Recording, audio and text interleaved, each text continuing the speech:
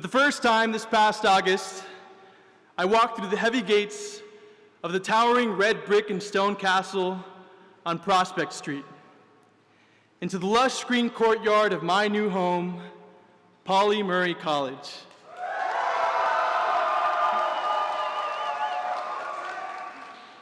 Here, I was given a chance at recreating my life at Yale. As a first year, I often felt alone. For the first time in my life, I grew sharply aware of my difference. But this year was different. Now, as a first-year counselor in Pauli Murray's inaugural year, I was charged with creating a home for first years that would welcome them for who they are. I exchanged the regret I felt in years past for newfound hope. The hope that my Froco team and I would shape Pauli Murray into the home we've always wanted. I tried to imagine how Pauli Murray would tackle this challenge. Murray defied state segregation laws by sitting at the front of public buses. She coined the term Jane Crow to describe the unfair treatment she received at Howard Law, where she was the only woman in her entire class. Murray was a women's rights activist, a poet, a civil rights organizer, an Episcopal priest, and the first African-American woman to earn a JD at Yale Law. Her multifaceted identity gave her a keen ability to simultaneously experience differences and connections among the communities she inhabited. She argued that true community is based upon equality, mutuality, and reciprocity. It affirms the richness of individual diversity as well as the common human ties that binds us together. Murray broke barriers to create a home for the marginalized in the United States.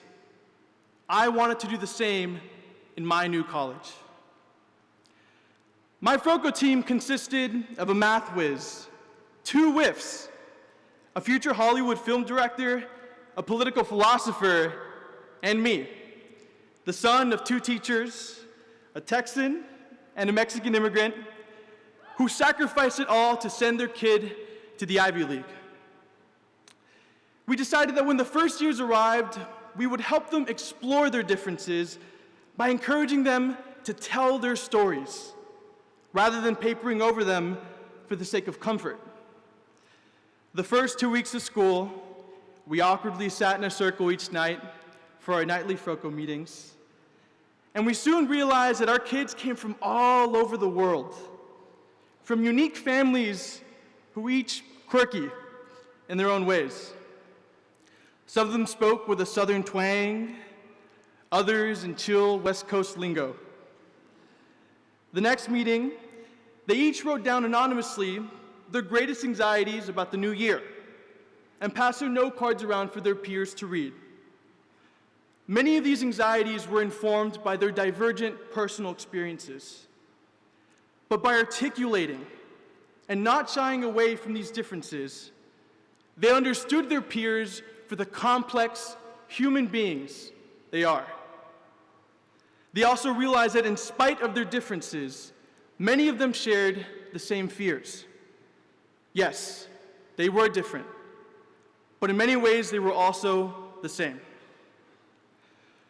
Though the work required to build true community may be daunting at times, we learned that it is worth it, because the outcome is harmony.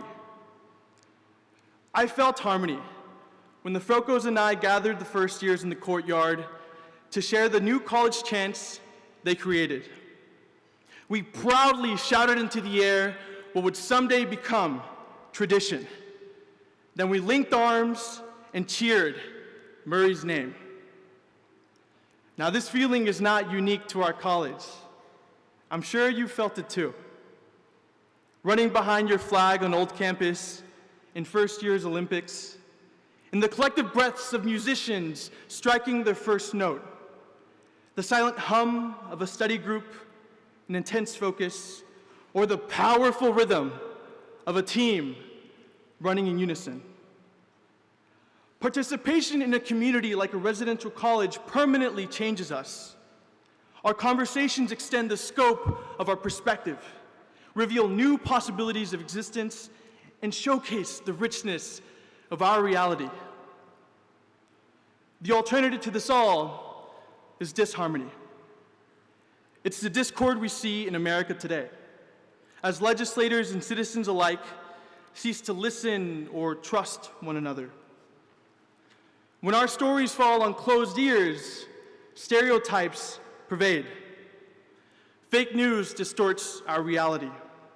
A cacophony of screaming voices silences reason. The example of Mary's words and the example of Murray College ought to resonate in our hearts. In a time in which our country stands so divided, we must find what binds us and hold fast to it.